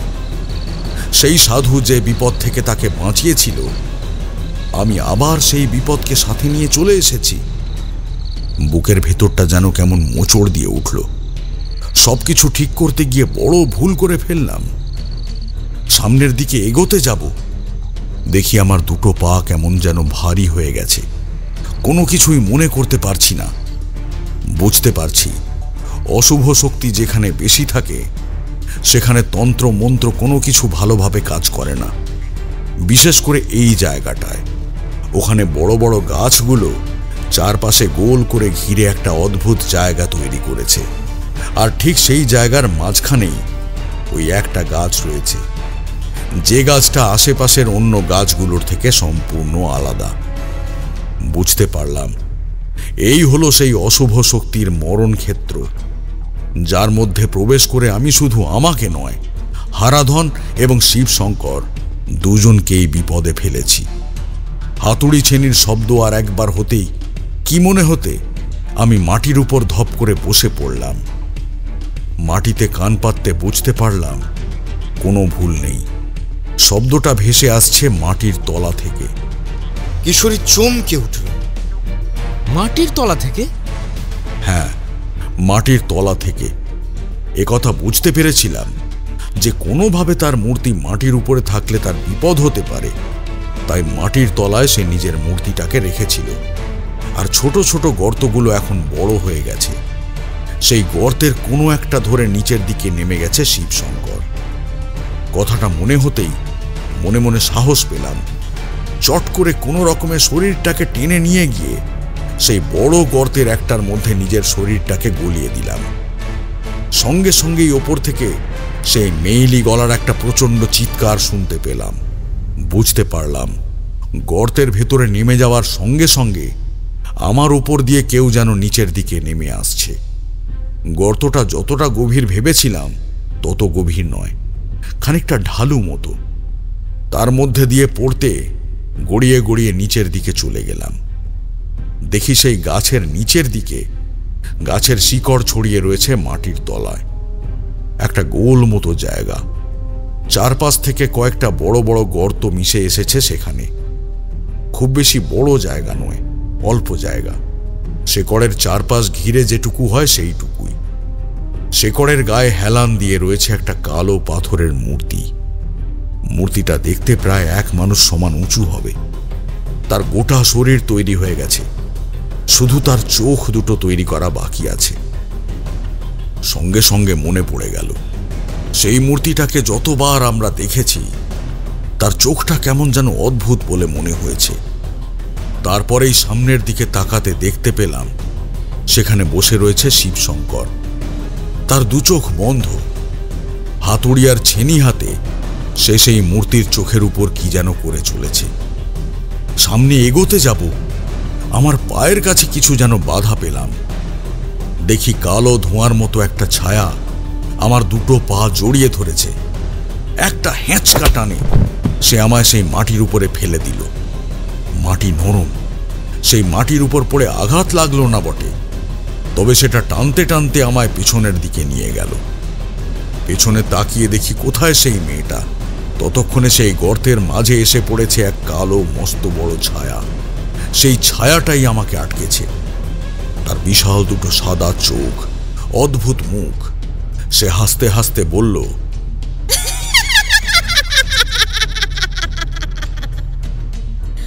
অনেক দেরি করে ফেলেছিস।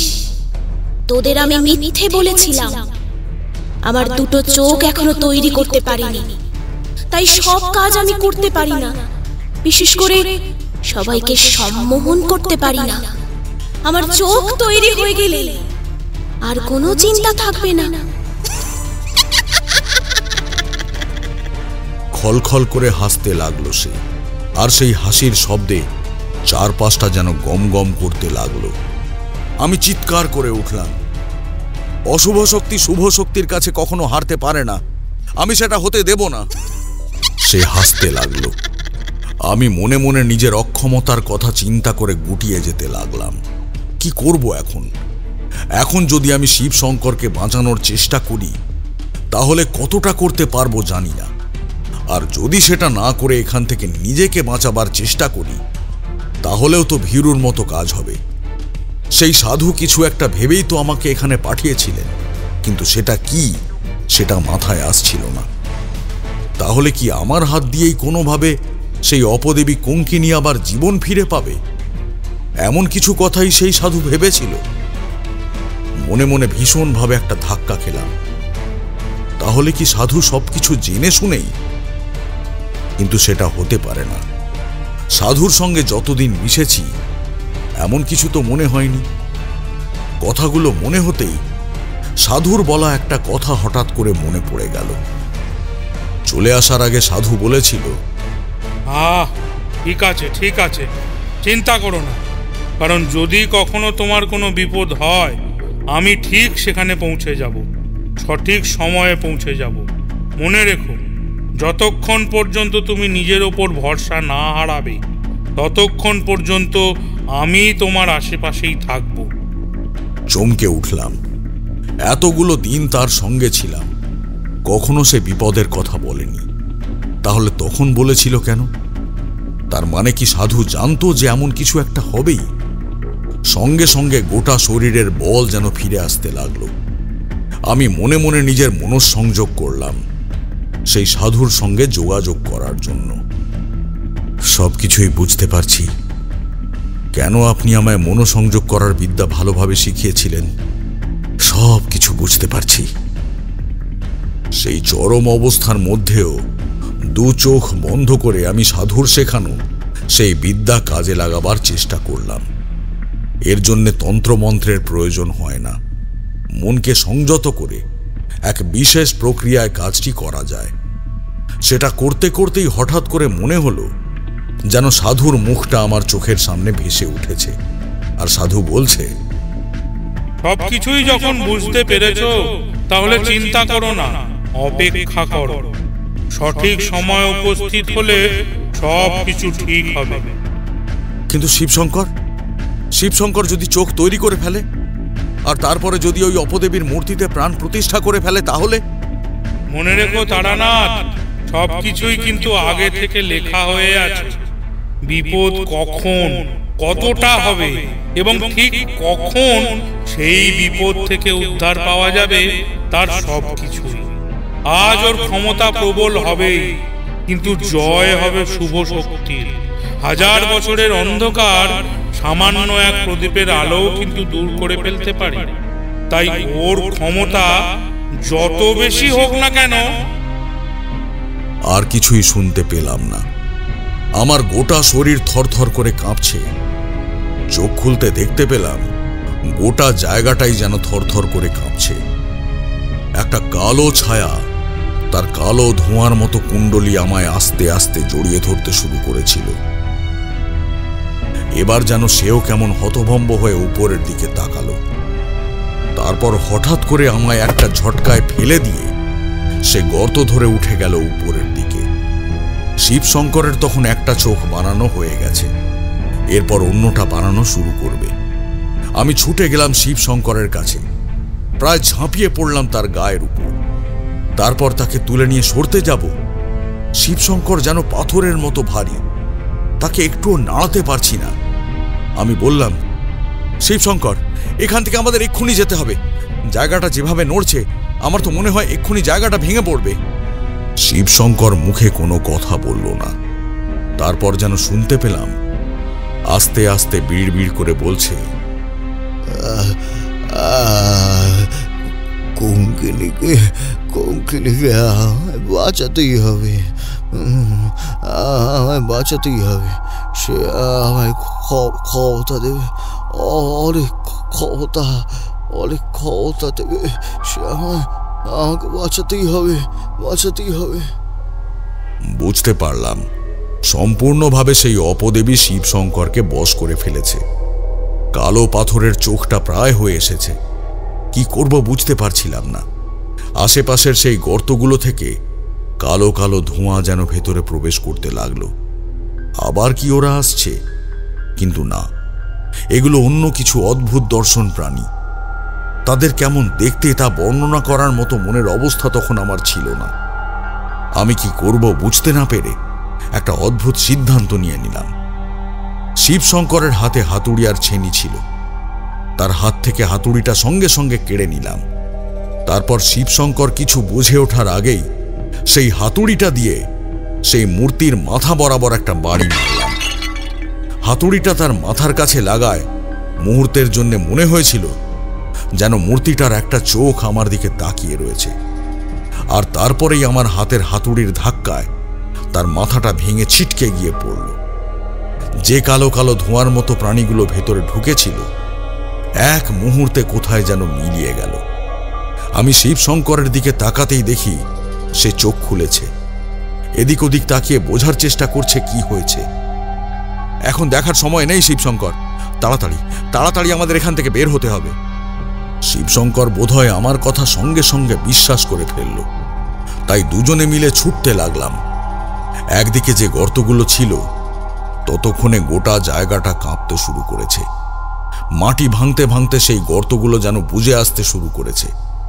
কিভাবে যে আমরা দুজনে মিলে হ্যাঁচড় প্যাঁচড় করে কেঁচোর মতো বুকে হেঁটে সেখান থেকে বেরিয়ে এসেছি সে কথা শুধুমাত্র আমরাই জানি।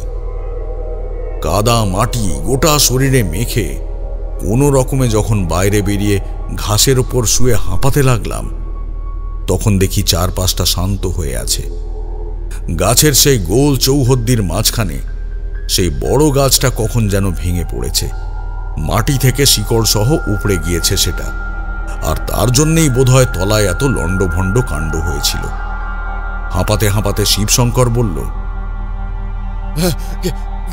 কি হয়েছিল বলুন তো সাধু বাবা? আমি তো মূর্তিটা খুঁজছিলাম, হঠাৎ করে মনে হলো যেন আমার পেছনে কে এসে দাঁড়িয়েছে। পেছনে ঘুরতে দেখি সেই মেয়েটা, তারপরে আর কিছু মনে নেই। কিন্তু হারাধন খুঁড়ো কোথায়? এতক্ষণ পরেই হারাধন খুঁড়োর কথা মনে পড়ল। মাটি থেকে কোনো রকমে উঠে দুজনে মিলে হারাধন খুঁড়োকে ডাকতে লাগলাম। একটু পরেই একটা গোঙানির মতো শব্দ শুনতে পেয়ে সেইখানে ছুটে গিয়ে দেখি হারাধন খুঁড়ো সেখানে পড়ে আছে, গোটা শরীরে আঁচড়ের চিহ্ন। গাছের উপরে আমায় নিয়ে গিয়ে রেখেছিল, তারপরে গাছ থেকে নিচে পড়ে যাচ্ছিলাম। কোনো রকমে গাছ ধরে ছাঁচড়াতে নেমে এসেছে। তারপরে কে যেন আমায় গাছ থেকে নামিয়ে আনলো। তোমার মতোই পোশাক পরা একটা সাধু বাবা, কিন্তু সেই সাধুকে আমি যেন এর আগেও দেখেছি। অবাক হয়ে গেলাম তার কথায়। কি যে হয়েছে কিছু বুঝতে পারলাম না, কিন্তু সেই অপদেবী কঙ্কিনী যে এখান থেকে চলে গেছে তার যেন একটা লক্ষণ বুঝতে পারলাম। কিন্তু হয়েছেটা কি? আমরা তো তেমন কিছুই করিনি, শুধু ওই মূর্তিটাকে ভেঙে দিয়েছি। কিন্তু তাহলে মূর্তি ভাঙার আগে যে হঠাৎ করে সেই অপশক্তি উপরে উঠে গেল, তার কারণ কি? এই যে হলো কিছু বুঝতে পারলাম না সাধু বাবা, আপনি কিছু বুঝতে পেরেছেন? আমি মাথা নাড়ালাম। যে কথা বুঝতে পারিনি সেই কথা বলতে যাব কেন? এমন সময় পেছন থেকে একটা চেনা গলা শুনতে পেলাম। বলেছিলাম না তারানাথ, সঠিক সময়ে সব কিছু জানতে পারবে।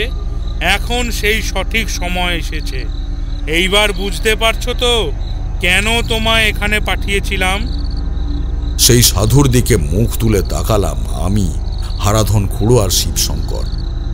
তারপরে হারাধন খুঁড়ো প্রায় চিৎকার করে বলে উঠল, এই তো সাধু বাবা, এই যে আমায় বাঁচিয়েছিল। কিন্তু আমি চিনতে পেরেছি তোমাকে। তুমি তো ওই জঙ্গলের মাঝে অনেক বছর আগে এসেছিলে, তাই না? হ্যাঁ, ওই কঙ্কিনী, ওই অপদেবীর পুজো করতে। আমার অবাক হবার তখনও বাকি ছিল। আমি প্রায় চিৎকার করে বলে উঠলাম, তাহলে কি আপনি নিজেই ওই কঙ্কিনী অপদেবীকে জাগিয়েছিলেন? সাধু বাবা উত্তর করল না। তার মুখে একটা ম্লান হাসি। সে আমাদের পাশে এসে বসে পড়ল। আমরা তখন ক্লান্তি, যন্ত্রণা, ভয় সবকিছু ভুলে গেছি। চুপ করে বসে আছি উপড়ে পড়া গাছটার এক পাশে। সাধু বাবা আস্তে আস্তে বলতে শুরু করল, তখন অপদেবী কঙ্কিনীর কথা আমি প্রথম জানতে পেরেছিলাম। তখন নানা সাধনা করতাম, এসব ব্যাপারে যা জানতে পারতাম তাই করতাম। কঙ্কিনী অপদেবী হিসাবে প্রচণ্ড ভয়ঙ্কর হলেও তার সাধনায় একবার সিদ্ধি লাভ করতে পারলে অনেক ক্ষমতা পাওয়া যায়। তার মধ্যে সম্মোহন, রূপ বদল থেকে শুরু করে অনেক ক্ষমতা আছে। তবে কোনো এক স্থানে, কোনো এক গ্রামে এই কঙ্কিনী উপদেবীকে প্রতিষ্ঠা করতে পারলে এবং তাকে নির্দিষ্ট স্থানে জাগিয়ে তুলতে পারলে যে ক্ষমতা পাওয়া যায় তার কোনো তুলনা হয় না। তখনও জানতাম না এইভাবে তাকে প্রতিষ্ঠা করলে তার বদলে সে গোটা গ্রামের মানুষদের হত্যা করবে। তাহলে এমন ভয়ঙ্কর উপদেবীর পুজো করতে আপনি এলেন কেন সাধু বাবা? এক তান্ত্রিক আমায় বলেছিল, কিন্তু সেই তান্ত্রিক আমার ভালো চাইতো না। কঙ্কিনী অপদেবী বড় ভয়ানক। তার সাধনা ভালোভাবে করতে না পারলে, সামান্য বিচ্যুতি হলে সে নিজেই তার সাধকের মাথা কেটে রক্ত পান করেন। কিন্তু আমার কোনো সাধনায় কখনো ভুল হয়নি। তাই কঙ্কিনীর সাধনা এই গ্রামের শ্মশানে বসে আমি করেছিলাম। কারণ এই গ্রাম জঙ্গলের শেষের দিকে, এরপরে ওদিকে এগিয়ে গেলে পাহাড়, তাই বিপদ কম হবে। যে রাতে সেই দেবীর শরীরে প্রাণ প্রতিষ্ঠা করতে হবে তার আগেই আমি মাটি দিয়ে তৈরি করেছিলাম সেই দেবীর মূর্তি। দেবীর চোখ তখনও প্রতিষ্ঠা করা হয়নি। একদিন রাতে সেই অপদেবী আমায় দেখা দিল এক মেয়ের রূপে। বলল, দুদিন পর অমাবস্যা, সেই রাতে তুই আমার প্রাণ প্রতিষ্ঠা করবি। নিজের রক্ত দিয়ে আমার দুই চোখে আহুতি দিবি। আমি তোমার প্রাণ প্রতিষ্ঠা করব, কিন্তু অমাবস্যার রাতে তোমার প্রাণ প্রতিষ্ঠা করার জন্য দুটো নরমুণ্ড প্রয়োজন, যা সদ্য কাটা হবে। তাছাড়া কি অন্য কিছু দিয়ে তোমার প্রাণ প্রতিষ্ঠা করা যাবে না? নরমুণ্ড হলে আমি তোর মনস্কামনা পূর্ণ করব। জীবিত যে কোনো প্রাণীর মাথা হলেই আমার কাজ হবে, কিন্তু তাতে তুই ক্ষমতা পাবি না বেশি। এমন কথায় কেমন যেন সন্দেহ হলো। তখনও অমাবস্যার 2 দিন বাকি। গ্রামের পথে শেষের দিকে এক সাধু তান্ত্রিকের সঙ্গে দেখা হলো। তান্ত্রিক নয়, সে পুরোহিত, তবে এক সময় তন্ত্র সাধনা করেছে। কথায় কথায় তাকে অপদেবী কঙ্কিনীর কথা বলতে সে ভীষণ ভয় পেয়ে গেল। বলল, একবার যদি কঙ্কিনীর প্রাণ প্রতিষ্ঠা হয় তাহলে সে প্রথমেই যাকে হত্যা করে সেটা হলো তার সাধক। সরাসরি নয়, একটু একটু করে প্রত্যেক অমাবস্যায় তার রক্ত নিয়ে নিয়ে তাকে হত্যা করে। যে রক্ত কঙ্কিনীকে অর্পণ করা হয় সেই রক্ত আর শরীরে তৈরি হয় না। পুরোহিত আমায় অনেক কথা বলল। তারপরে আমি বুঝতে পারলাম কত বড় ভুল করেছি। তারপর কি করলেন? সেদিন ফিরে এসে সেই মূর্তিটাকে নষ্ট করব বলে ঠিক করলাম, কিন্তু অবাক কাণ্ড, ফিরে এসে দেখি সেই মূর্তি কোথাও নেই। রাতের বেলা সেখানে শুয়ে রয়েছি, হঠাৎ বুকের ওপর একটা চাপ অনুভব করলাম। দেখি বুকের ওপর সেই মেয়েটি দুমারতে আমার গলা চেপে ধরে হাসতে হাসতে বলছে,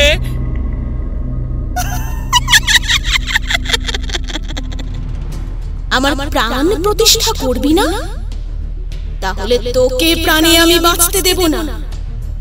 আমার গলা তখন প্রায় রুদ্ধ হয়ে এসছে। এমন সময় হঠাৎ একটা শব্দ শুনতে পেলাম, আর তারপরেই বুকের উপর থেকে সেই মেয়েটি যেন কোথায় মিলিয়ে গেল অন্ধকারে। সেদিন সেই পুরোহিত আমার পিছু নিয়ে জঙ্গলে ঢুকেছিল, সে অপেক্ষা করছিল। আমার উপরে সেই মেয়েটি উঠেছে দেখতে পেয়ে সে মূর্তিটা খুঁজে বার করে। গাছের তলাতেই ছিল সেই মূর্তিটা, কিন্তু আমি খুঁজে পাইনি কোনো কারণে। মূর্তিটা সে ভেঙে ফেলায় আমি বেঁচে যাই। ও, তারপর এখান থেকে চলে গিয়েছিলাম। কিন্তু তাহলে আবার সে এখানে ফিরে এলো কি করে এতদিন পর? কি করে ফিরে এলো তা জানি না, তবে সেই পুরোহিত বলেছিল কঙ্কিনী অপদেবী যে স্থানে একবার প্রতিষ্ঠা লাভ করতে চায় তার আশেপাশেই সে থাকে। সুযোগ বুঝে আবার কাউকে না কাউকে ধরে সে নিজেকে তৈরি করিয়ে নেয়। আমার মনে হয় কোনোভাবে শিবশঙ্কর তার প্রতি আকৃষ্ট হয়েছিল, আর তাই শিবশঙ্করকে ধরে সে আবার জন্ম নিতে চেয়েছিল। কিন্তু এইবার তোমার হাতেই তার মৃত্যু ছিল, কারণ কঙ্কিনীকে যে নিজে একবার তৈরি করে সে নিজে কখনোই তাকে ভাঙতে পারে না। শিবশঙ্কর চাইলেও তাকে নষ্ট করতে পারত না, কখনোই না। এবার বুঝলে কেন বলেছিলাম সঠিক সময় হলে সব জানতে পারবে। আমি অবাক হলাম, সাধকের সাধনা এমন ভয়ানক হতে পারে? না জেনে সেই সাধু এমন এক সাধনা করে ফেলেছিল যার ফল ভুগতে হতে পারত এই পাহাড়ি গ্রামের সমস্ত মানুষকে। ততক্ষণে রাত প্রায় শেষ হয়ে এসেছে। আমরা চারজন হাঁটতে হাঁটতে জঙ্গল থেকে বেরিয়ে এলাম বাইরের দিকে। গ্রামের পথের কাছে এসে সাধু বলল, তারানাথ, আমার সঙ্গে তোমার এত দূর পর্যন্তই গন্তব্য ছিল। এখান থেকে তোমার আর আমার পথ আলাদা হয়ে যাচ্ছে। তুমি গ্রামে 2 দিন থাকো, তারপর এখান থেকে বেরিয়ে পড়ো। তবে চিন্তা করো না, প্রয়োজন হলে আমি তোমার সঙ্গে আবার যোগাযোগ করব। আর কিভাবে দূরে থেকেও যোগাযোগ করতে হয় সে কথা তুমি এখন তো ভালো করেই জানো। আমি এগিয়ে গেলাম সাধুর দিকে, হাত জোড় করে তাকে প্রণাম করলাম। সেও প্রতি নমস্কার করতেই আমি শিবশঙ্কর, হারাধন খুঁড়ো নেমে এলাম গ্রামের দিকে। পেছনে তাকিয়ে দেখেছিলাম সাধু হাঁটতে হাঁটতে চলে যাচ্ছে অনেক দূরের দিকে। আবার হয়তো কোনো নতুন সাধনা করার উদ্দেশ্যে রওনা দিয়েছে, বলা যায় না। শুভ শক্তির বদলে তা হতে পারে কোনো অপশক্তি। তবে আমি মনে মনে সেদিন স্থির করেছিলাম, না জেনে শুনে কোনো শুভ শক্তির সাধনাও আমি করার চেষ্টা করব না। অপশক্তি তো দূরের ব্যাপার। তারানাথ চুপ করতে কিশোরী বলে উঠল, তার মানে সেই মূর্তি প্রথমে সাধুকে আকৃষ্ট করেছিল, তারপরে আকৃষ্ট করেছিল শিবশঙ্করকে, কিন্তু দুবারই কেউ না কেউ সেই মূর্তি ভেঙে দিয়েছিল। ঠিক, কিন্তু আমার মনে হয় সেই অপদেবী এখনো সেই পাহাড়ি গ্রামের পাশের জঙ্গলে ঘুরে বেড়ায়। যদি আবার কাউকে আকৃষ্ট করতে পারে, যদি আবার কাউকে দিয়ে তার মূর্তি প্রতিষ্ঠা করাতে পারে। কিন্তু ওই গ্রামে আমরা 3 জন মিলে ছড়িয়ে দিয়েছিলাম সেই কথা, যাতে অন্ধকারে কেউ কখনোই গ্রামের ওই জঙ্গলের দিকে না যায়, এবং একটি মেয়েকে যদি কখনো দেখতে পায় তার সঙ্গে যেন কখনোই কথা বলার চেষ্টা না করে। মেয়েটির মুখটা আমার অনেক দিন পর্যন্ত মনে ছিল। ওর উজ্জ্বল দুটো চোখ, মুখে এক অদ্ভুত হাসি আর অদ্ভুত শরীর। তবে সাধু তার বর্ণনা অন্যরকম দিয়েছিল। কঙ্কালসার শরীর, কঙ্কালের উপর থেকে জড়িয়ে রাখা চামড়া, মুখে অদ্ভুত বলিরেখা, সনের মতো সাদা চুল, ঠিক যেন এক বৃদ্ধা মহিলা। অতি কষ্টে হাঁটতে হাঁটতে চলেছে সামনের দিকে। কঙ্কিনীর আসল রূপ কোনটা ছিল সেটা আমার জানা নেই। সেই লাশময়ী নারী, সেই থুরথুরে বুড়ি, নাকি যে কালো ছায়া মূর্তি আমি দেখেছিলাম সেইটা। তবে দু হাতে দুই নরমুণ্ড ধরে থাকা সেই বিভৎস মূর্তির চেয়ে ভয়ঙ্কর কোনো রূপই হবে না। এরপর আমরা আর দাঁড়ালাম না। তারানাথের কথা শেষ হতেই আমরা উঠে এলাম। বৃষ্টি ধরেছে, আবার কখন বৃষ্টি নামবে বলা যায় না। তবে আজ কিন্তু পথে নেমে কিশোরী আর কোনো কথাই বলল না, চুপচাপ হাঁটতে লাগলো। আমরা এগোলাম ট্রাম রাস্তার দিকে। শুধু মনে মনে ভাবছিলাম, তারানাথ যদি আগে জানতো যে ওই গ্রামে শিবশঙ্করকে বাঁচানোর জন্য তাকে যেতেই হবে, তাহলে সত্যি সত্যি কি এমন বিপদের মধ্যে সে পড়তো? নিশ্চয়ই পড়তো না। আগেই সে কিছু একটা করবার চেষ্টা করত। আর তাতে ক্ষতি হতো কার? শিবশঙ্করের নাকি অন্য কারো? কথাটা মনে মনে ভাবলেও উত্তর বার করতে পারলাম না। তারানাথ তো মাঝে মাঝেই বলে এসব জটিল বিষয় আমরা সহজে বুঝবো না। বোঝার চেষ্টাও করলাম না। মাথাটা পরিষ্কার করে এগোতে লাগলাম ট্রাম রাস্তার দিকে। তখন ঝিরঝির করে বৃষ্টি হতে শুরু করেছে।